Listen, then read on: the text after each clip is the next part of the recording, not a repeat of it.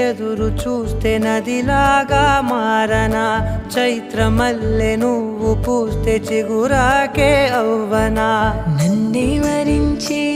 యువరాజును అంట నీ యువ